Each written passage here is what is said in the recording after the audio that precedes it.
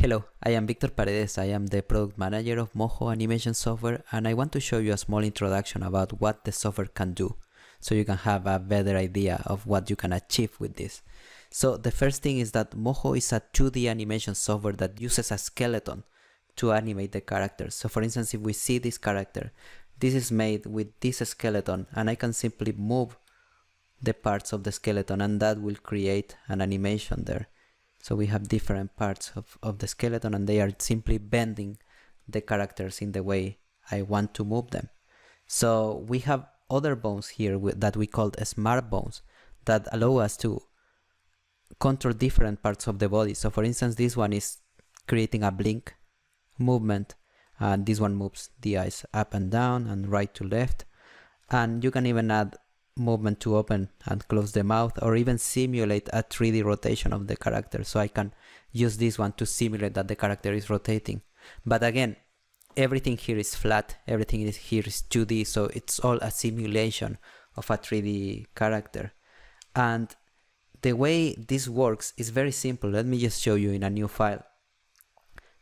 I will create a simple arm here, so I will just add some points here. So I have a rectangle. I'm just like sculpting an arm with the tools here. So let's suppose I'm happy with this. I can modify the line width if I want. I can maybe modify the color of my arm. Let's say I want, alright, I want this. And I can also add a brush to the arm and animate that brush if I want. So let's suppose I want something like this. So now I can simply create a bone layer here.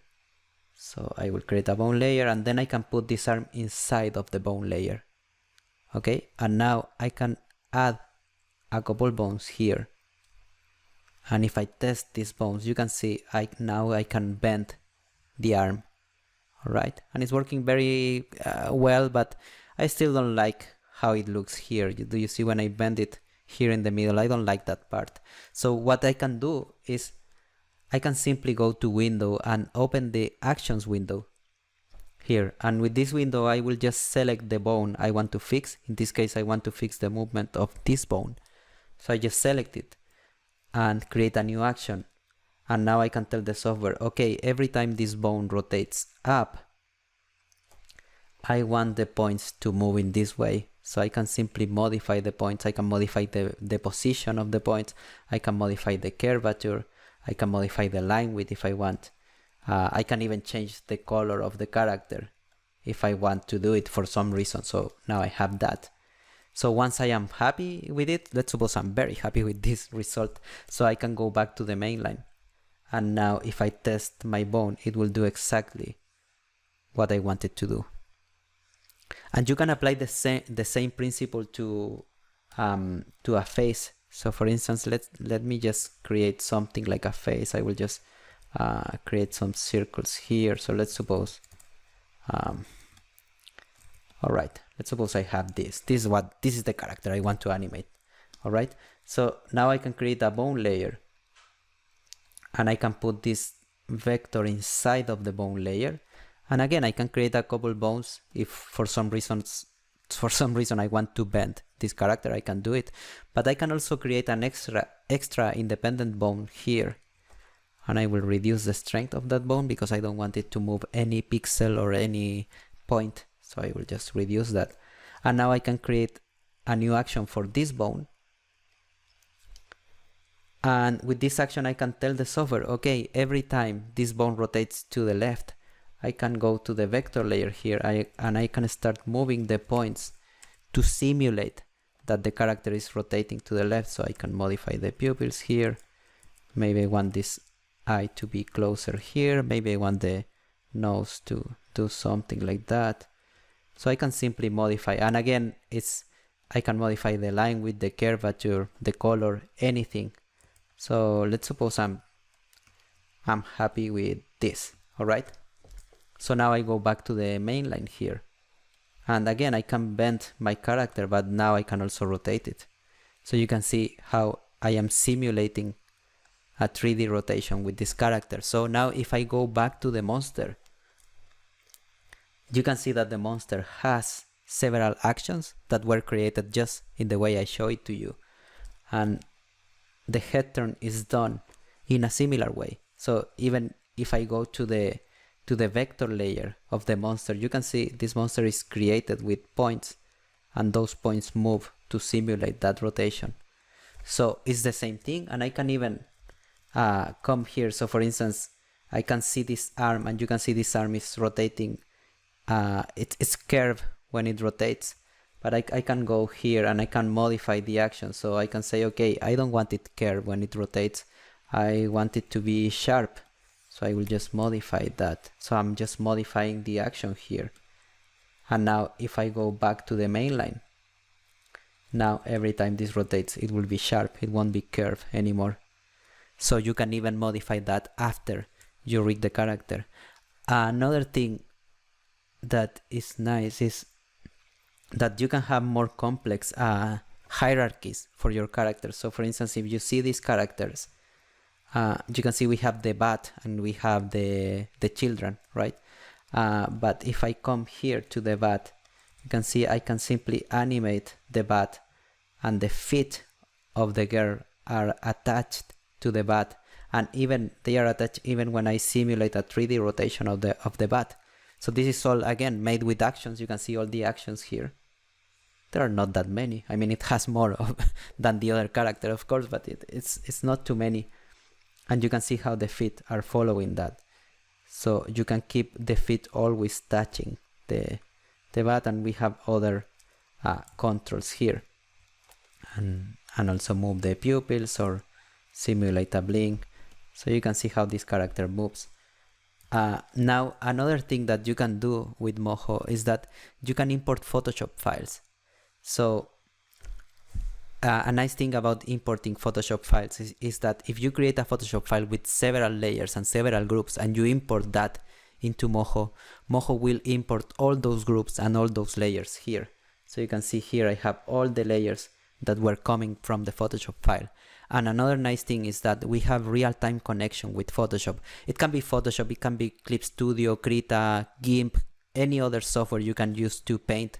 But the thing is that if you open that file in Photoshop or on any other software and you modify that, you paint something else, you remove something, you draw something new, and you save the file, those new elements will appear automatically in Moho. So we have that real-time connection with the file. So in this case, this is a Photoshop file, and we just rigged all those layers. We put a skeleton to the character and we animated all those layers. So you can see this is like a Mexican god called Kukulkan. And you can see that it has its own skeleton that moves all these rocks. And we also have some controls for the head. So you can see I can move the pupils here. It's very similar to the monster. And I can make it blink. And I can even move the mouth here. And you can see that when I move the mouth, the flesh of the character is also moving here. Even when this is a Photoshop file, it's not a vector layer. And the way you can do that is, let me just create a new file here. And I will import an image. So I have this image of a gorilla made by one of the artists of Cartoon Saloon, by JB. So I have this image here. This is just a PNG with transparency. There is nothing special about the image itself. It's just an image. But I can go to draw here and create a smart warp layer. And when I do that, you can see the file now has this envelope here, and I can add points to that envelope. So I will just adjust some of the details here. But now this also works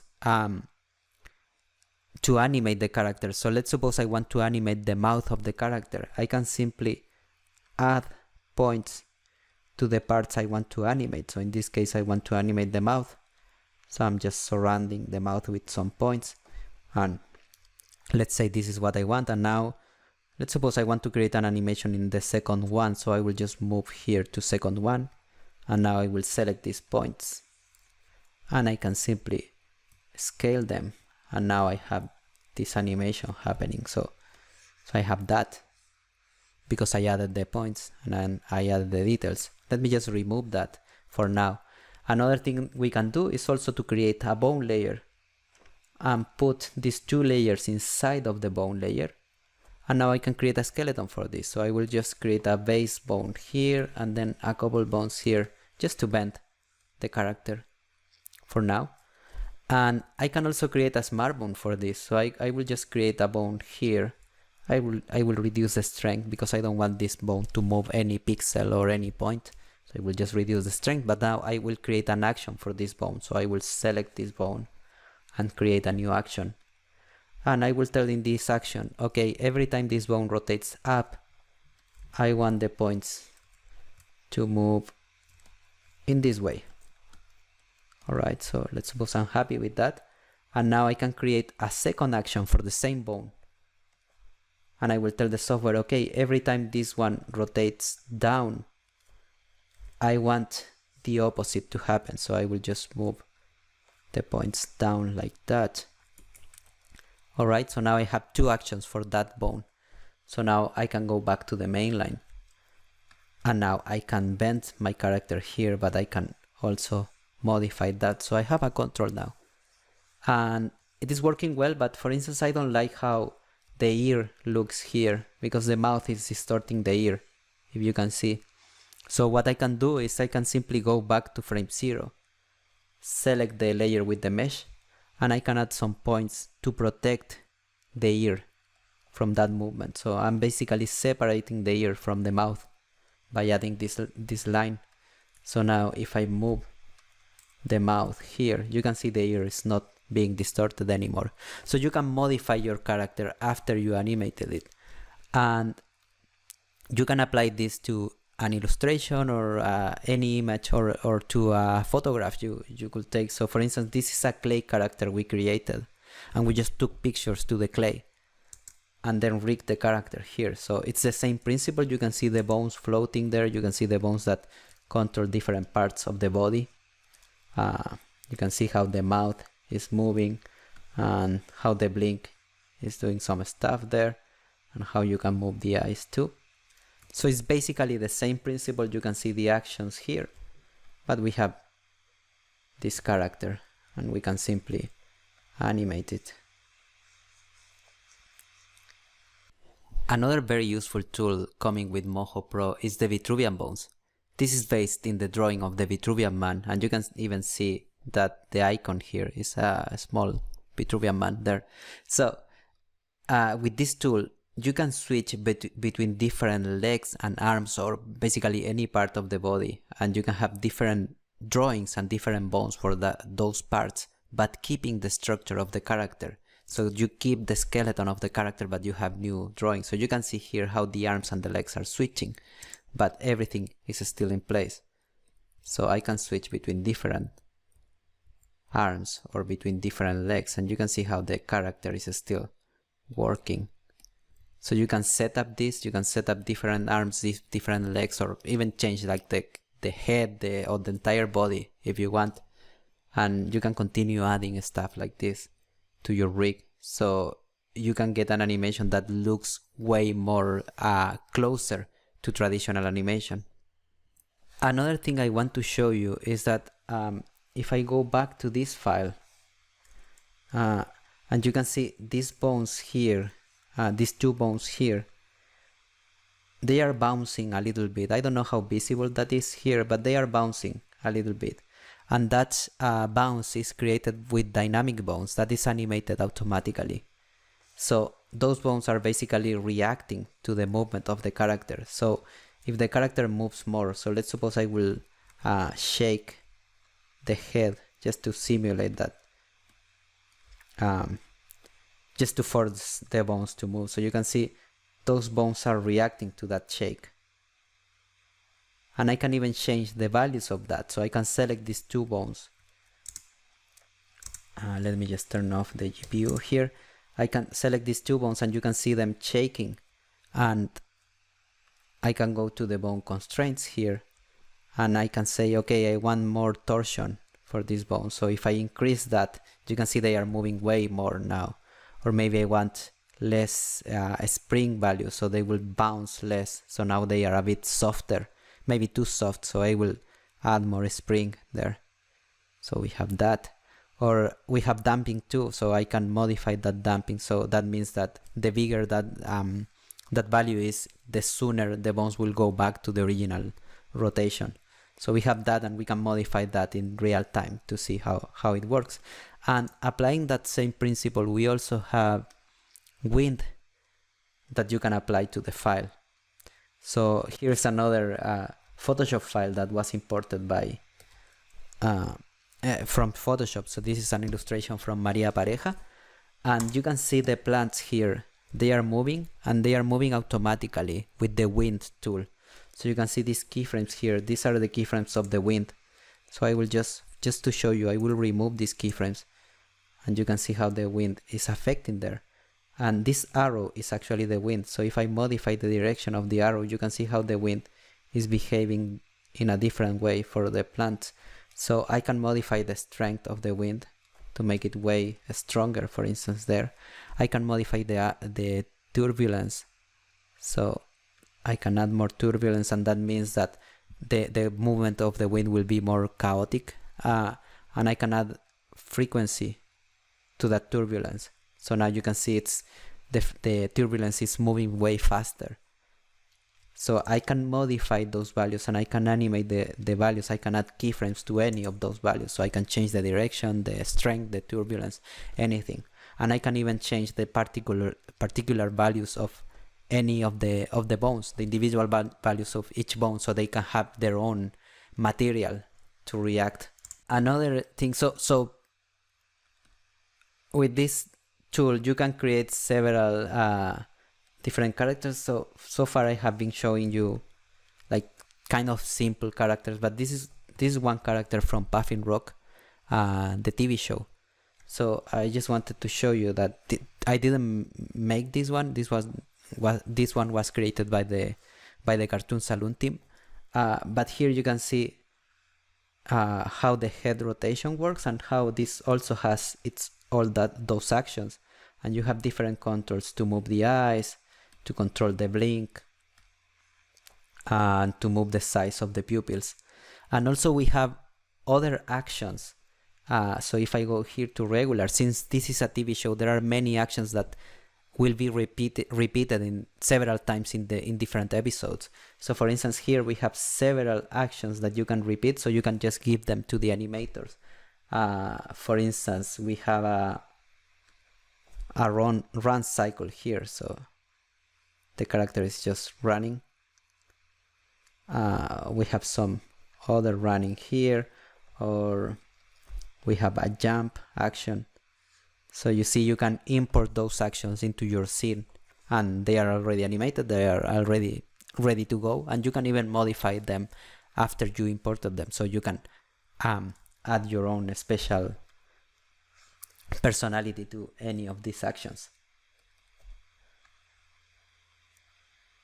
So you see, but you can add all this to the original rig, and you can even use references, so you can continue adding actions, and then those actions will appear in the files of the artist. And one of the last things I want to show you is how we use Moho to animate crowds. In Wolf Walkers, the movie, we had to animate a lot of crowds. So for instance, I have this scene. Let me show you the scene here. So we have many characters walking in this scene, for instance. So we had to animate many individual characters, but we are very lazy, so we didn't want to do all of them by hand. I mean, I am very lazy, so I didn't want to do that. So I want to show you how we did it. So for instance, here we have 3 characters walking, and these characters, they have their own skeletons. So for instance, if I look at this character, you can see it's a very simple skeleton, and it has a very simple animation. It's just these keyframes. All right. And now I can simply copy these keyframes, and now I can go to another character that, if you see, it has a similar bone structure. The proportions are different, but the bone structure is very similar. So I can simply paste those keyframes into this character. So now I have the same work cycle applied to this character. There are some rules for this to work, but as long as the characters they share a general structure of bones, it will work. And I can even, let me just change some stuff here. The interval, I want it on once. So I can even modify this, so maybe he will walk a bit slower than the other characters. So now you can see he's slower, or maybe I want the up and down to be more extreme, so he will go down and up in a way more extreme way. So now you can see the personality of this work cycle is very different to the other one. So you can make this kind of modifications. So you can recycle the base of your work cycle, but then you can simply modify it and add its own personality. Now, another thing I want to show you here is that if I have this character, another thing we did is you can add a new bone here. I will just add a new smart bone here. I will reduce the strength, and with this I will create a new action for this. So it's the same principle again. I just created a new action, and with this new action I can tell the software, okay, every time this bone rotates to the right, actually I want this character to be taller, and maybe I will just scale the bones here, and maybe I will scale these bones. So I want that, and maybe I want the head to be like that, and then the clothes, I want to distort them so they can be like that, and maybe I want a bigger head here and longer hair. So let's suppose I'm very happy with this, but actually I want to change the color too. So I want him to become green, and I want the clouds to be purple, like that. So this is exactly what I want. So now I can go back to the main line, and I can select this bone layer, and I have the work cycle, but now I can add that transformation. So you can see the character transforming into another one during the work cycle. So I can be modifying that while it is working. So you can basically transform one character into another one. So for animating crowds, of course you are not animating crowds like that are being modified in real time during the scene, but you can add a bone, and you can just make that modification to happen in frame 1. So no one will know that this was actually another character before. So that is how it works. And another thing that is nice, and I think this is the last thing I will show to you. This is another scene from Wolf Walkers. And you can see it has many characters here. Let me see if I can find this is the final scene, in case you want to take a look. So this one scene from Wolf Walkers, you can see all the characters moving here, and all these characters are made in Moho. So you can see the file here. Oops, I moved something by mistake. But you can see all these characters, and they all have their own bones, and they have a very simple structure of bones that I can modify. So I can simply select different characters, and you can see how these are rigs made only to be animated during this scene. So nothing too fancy is really happening here. But I can show you this one, for instance, and we have a cycle happening here. So I can modify that cycle if I want. So now, of course, I broke the animation there, but you can see how easy it is to modify things. And one of the nice things that we can do is that, for instance, you have these two characters talking, right? But she looks very sad, right? And I want her to be happier, so I can just go to the vector layer of the head. You can see this is all made with points here, and these are the keyframes of the face. So here is saved, all the animation of the face is saved here. So I can simply select all these keyframes, and I can set relative keyframing here. And if I want to make her happier, I just move this up, and maybe also this, and now the entire animation is happier. So maybe some of the keyframes are not working so well, but I can simply adjust those two. So let's suppose Yeah, this is better. Maybe here there is one more there. But anyway, you can modify this once, and now you have a happier scene. And we can do the same with this other. So you can see she's turning the head, and there are different movements happening here.